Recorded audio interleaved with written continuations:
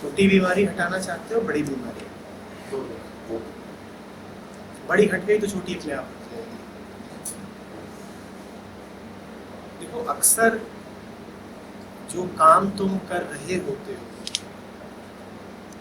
वो इस लायक ही नहीं होता कि मन उसमें आकर के ठहर जाए। हम मन के साथ जबरदस्ती करते हैं। हम मन से कहते हैं तू वो काम कर जिसमें तुझे कोई चैन नहीं दिख रहा। अब तुम ज्यादा जबरदस्ती करोगे तो हो सकता है मन कुछ समय के लिए मान भी जाए। इस ज्यादा जबरदस्ती को कहते हैं कंसंट्रेशन। कंसंट्रेशन हिंसा है मन के साथ। लेकिन हम चाहते वही है कि किसी तरीके से मन को कहीं पर ले जाकर के रख दें।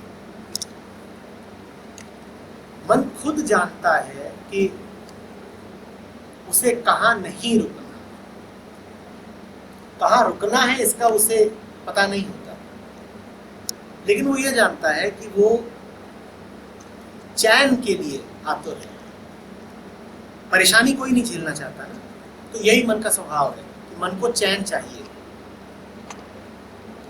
जो काम तुम मन को दे रहे हो, मन को उसमें कोई चैन दिखाई नहीं दे रहा, तो मन इसीलिए उस काम में लगता नहीं।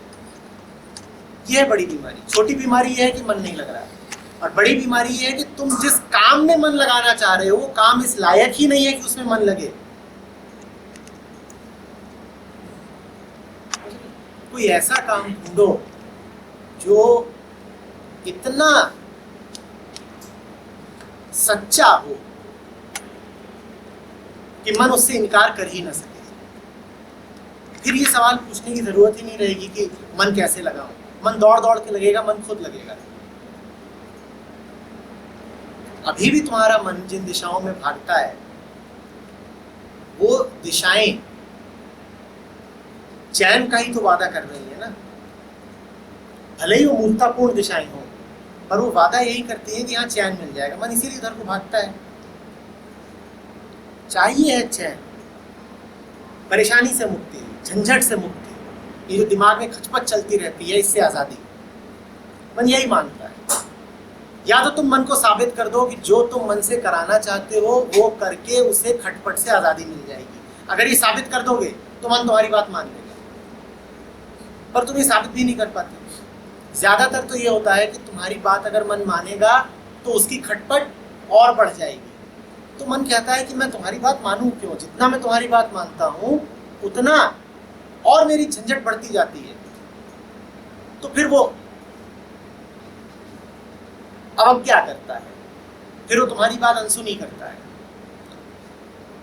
तुम कहते हो चल किताब में लग जा, वो कहता है किताब में लग के आज तक क्या मिला। तुम कहते हो सुन ले जो बोल रहे हैं, वो कहता है बहुतों को सुना आज तक क्या मिला। या तो तुम उसे साबित कर दो कि अब मिलेगा सुन के, और वही मिलेगा जो तू वास्तव में चाहता है।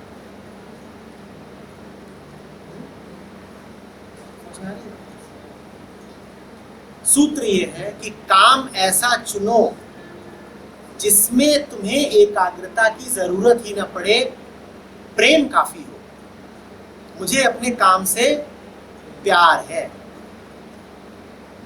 बड़ी मौज में होता है मेरा काम, अब एकाग्रता क्यों चाहिए, अपने आप होता है मेरा काम। बल्कि हालत यह है कि काम ना करूं तो बेचैन हो जाऊंगा। अब देखो, कोई कोशिश ही नहीं करनी पड़ेगी मन लगाने की, मन अपने आप ही लग जाएगा।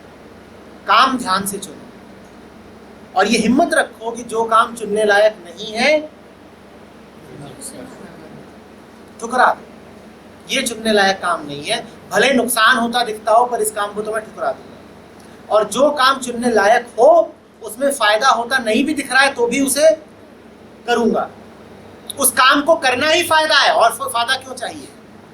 मैं उस काम को कर पा रहा हूं, यही बड़े हर्ष की बात है। मुझे अब और कुछ क्यों चाहिए उस काम से।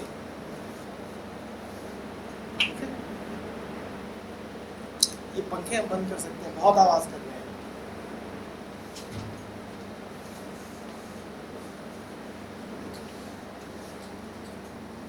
हैं। बोलो।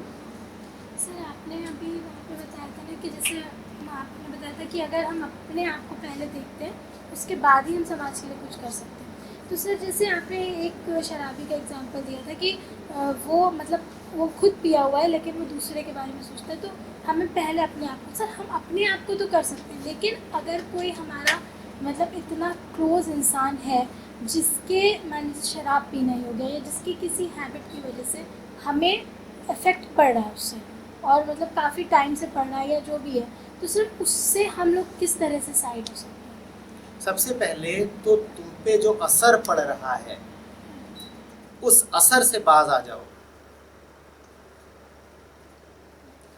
तुम जिसको बदलना चाहते हो उसकी स्थिति जब तक तुम्हें परेशान कर देती है, उद्वेलित कर देती है, खराब कर देती है, तब तक तुम उसे बदल नहीं पाओगे। तुम ऐसे समझो कि तुम्हें मान लो कोई विषाणु लग गया है, कोई वायरस। मैं चिकित्सक हूं, तुम्हारी चिकित्सा करने के लिए सबसे पहले तो ये जरूरी है ना कि मुझे ही वही बीमारी ना लग जाए। मैं तुम्हारी जिस स्थिति को बदलना चाहता हूं सबसे पहले तो ये जरूरी है कि खुद मेरी ही वैसी स्थिति ना हो। तो किसी के बर्ताव से अगर तुम परेशान हो जाती हो तो परेशान हालत में तो किसी का तुम उपचार नहीं कर पाओगी। दूसरों की समस्या हल करने के लिए सबसे पहले ये जरूरी है कि उसकी समस्या कहीं तुम्हारी समस्या ना बन जाए। किसी की बीमारी हटाने के लिए सबसे पहले ये जरूरी है कि उसकी बीमारी तुम्हारी बीमारी ना बन जाए। तुम स्वस्थ रहो, वो बीमार है तब तो उसको तुम स्वास्थ्य तक ला सकते हो, पर तुम भी बीमार वो भी बीमार, तो अंधा अंधे को सहारा नहीं दे पाएगा। हमारा खेल उल्टा चलता है। हम कहते हैं अच्छा आदमी वो है जो दूसरों के दुख में दुखी हो जाए, यही रहता है ना। तुम किसी को दुखी देखो, वो रोए जा रहा है और तुम एक आंसू ना बहाओ तो वो कहेगा ये बड़ा पत्थर दिल आदमी है, ये दोस्त नहीं मेरा। ये बड़ी उल्टी बात है। ऐसा चलना आत्मघाती है। दूसरे के दुख का इलाज करना है तो सबसे पहले तो तुम स्वयं दुख से स्पर्शित रहो।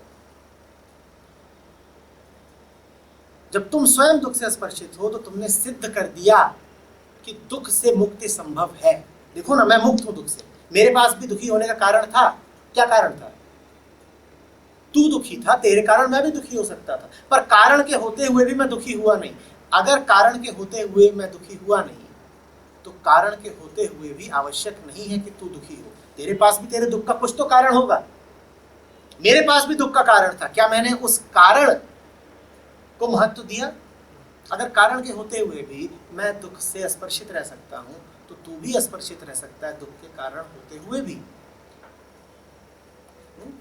तो सर इसको हम लोग इस तरह से कह सकते हैं कि if someone is drinking तो we should not affect ourselves from him। दो ही बात होंगी अगर कोई पी रहा है, या तो उसके प्रभाव में आके तुम भी पीना शुरू कर दोगे,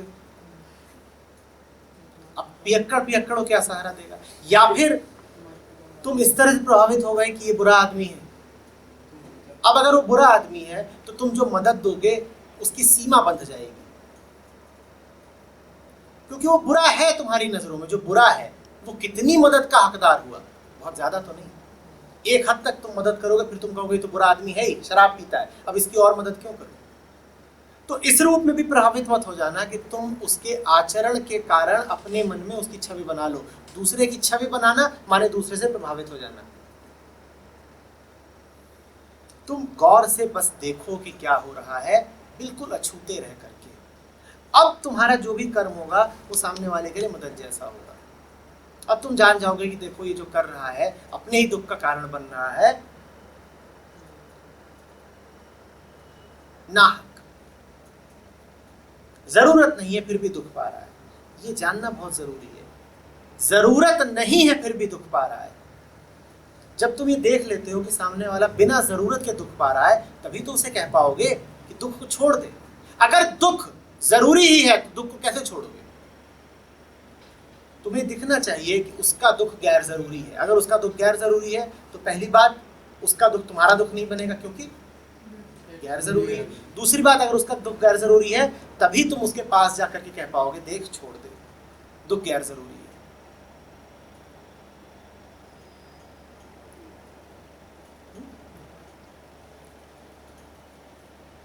विद्यार्थी के लिए पढ़ने का सही समय क्या है? एक लॉन्ग टाइम के लिए नॉलेज को स्थिर रखने के लिए रात में पढ़ना चाहिए या फिर सुबह हमें अवश्य टाइम निकालना चाहिए? ये तो तुम्हारे माहौल पर है कि कब पढ़ सकते हो कब नहीं। इसका कोई एक उत्तर नहीं हो सकता। सिद्धांत में बता सकता हूँ। सिद्धांत ये है कि पढ़ने के लिए तो हर समय सर्वोत्तम है, हर समय ही सर्वोत्तम है। हाँ, जिन समयों पर तुम पाओ कि परिस्थितियां ऐसी हैं कि बिल्कुल ही प्रतिकूल, तो तब कह दो कि इन समयों में नहीं पढ़ सकता। जितने समय बचे उनको कहो ये सब उपलब्ध है पढ़ने के लिए। 24 घंटे में से ये ना कहो कि कब कब पढ़ा जा सकता है। 24 घंटे में से बस ये कह दो कि इस समय और इस समय पढ़ा नहीं जा सकता, और बाकी जितना समय है उसमें तो पढ़ा जा ही सकता है। क्या बात है, 24 घंटे पढ़ा जा सकता है बेशक।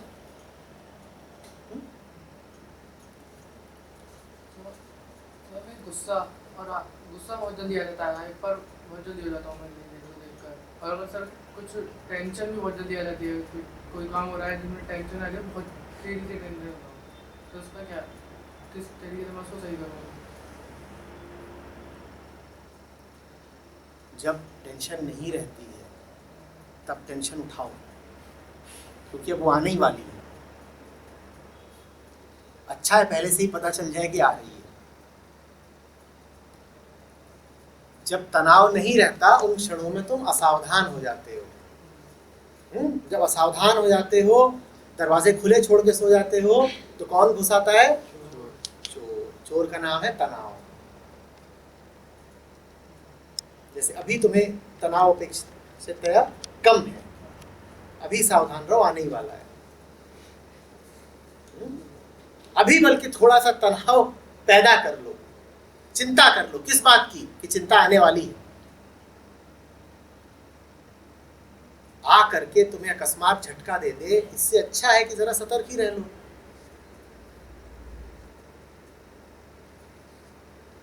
है कि नहीं? जब गुस्सा ना हो तब याद कर लो कि बहुत देर से गुस्सा नहीं हो, इसका मतलब विस्फोट होने ही वाला है। भाई 6 घंटे हो गए किसी पे चिल्लाया नहीं, अब पक्का है कि थोड़ी देर में कोई ना कोई तो मेरे हत्थे चढ़ेगा। 6 घंटे हो गए।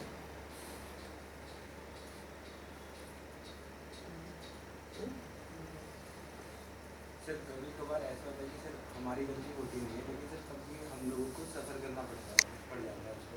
और सर कुछ मतलब सिचुएशन ऐसी रहती है कि सर उसकी इन्फ्लुएंस में सर माइंड डिस्टर्ब हो जाता है हमारा, तो सर उसकी वजह से हम फिर कोई ना कोई फॉल्ट कर देते हैं, मतलब कुछ गड़बड़ हो जाती है। तो सर अगर बाद में पहले वाली प्रॉब्लम सही भी हो गई, लेकिन तब भी हम लोग जो फॉल्ट हो जाती है, जब माइंड डिस्टर्ब हो जाता है, तो उसकी वजह से सफ़र करना पड़ता है। तो सर मतलब ऐसी सिचुएशन में उस सिचुएशन की बात छोड़ो, इस सिचुएशन की बात करो। जो तुमने सवाल किया है वही बड़ा एक पक्षीय है। तुम्हें ये तो याद है कि कभी कभी जब तुम्हारी गलती नहीं रहती तब भी तुम्हें भुगतना पड़ता है, और तुम्हें ये नहीं याद है कि तुम्हें बहुत कुछ मुफ्त में मिल गया है बिना उसकी योग्यता या पात्रता रखे। बिना गलती के सजा मिल गई तुम्हें बुरा लगता है, बिना पात्रता के फल मिल गया उसकी तुम बात नहीं करते।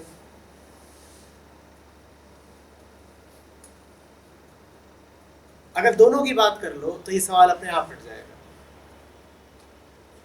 कभी गिनती करी है कि बिना पात्रता के क्या क्या मिला है?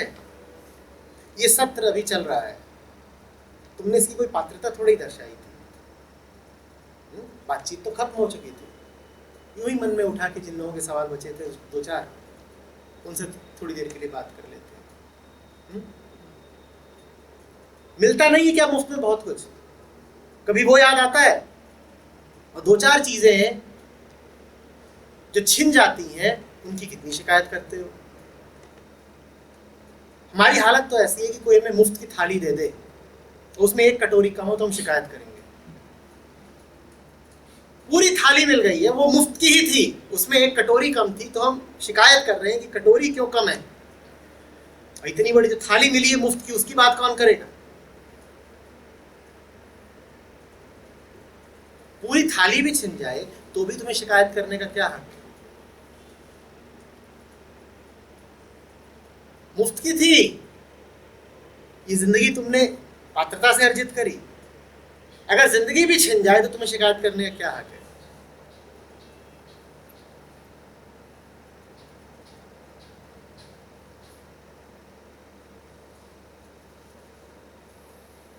जब मन में शिकायत का भाव नहीं रहेगा तो वो सब कर्म भी नहीं बचेंगे जिनके कारण बाद में तुम्हें अफसोस करना पड़ता है।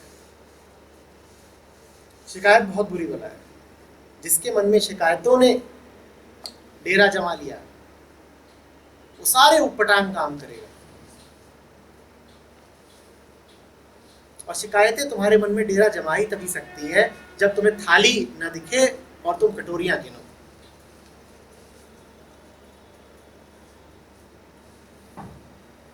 थाली सबको मिली है, प्रमाण यह है कि जन्म सबको मिला है, और जन्म के लिए न तुमने कोई दस्तावेज दिए थे, न अर्जी दी थी, न कोई अर्हता दिखाई थी।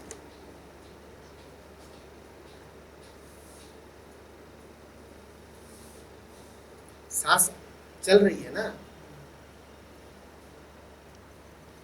कैसे? पर अटकने लगेगी तो शिकायत करोगे। चल रही है इसको लेकर के तुम्हें धन्यवाद कभी नहीं उठा। कभी आज तक इस बात का शुक्रिया अदा करा है किसी को भी, ऊपर वाले को, नीचे वाले को, दाएं बाएं किसी को भी, कि सांस चल रही है? करा है। पर सांस अगर अटकने लग जाएगी तो शिकायत जरूर करोगे। ये बड़ा गलत हो रहा है मेरे साथ।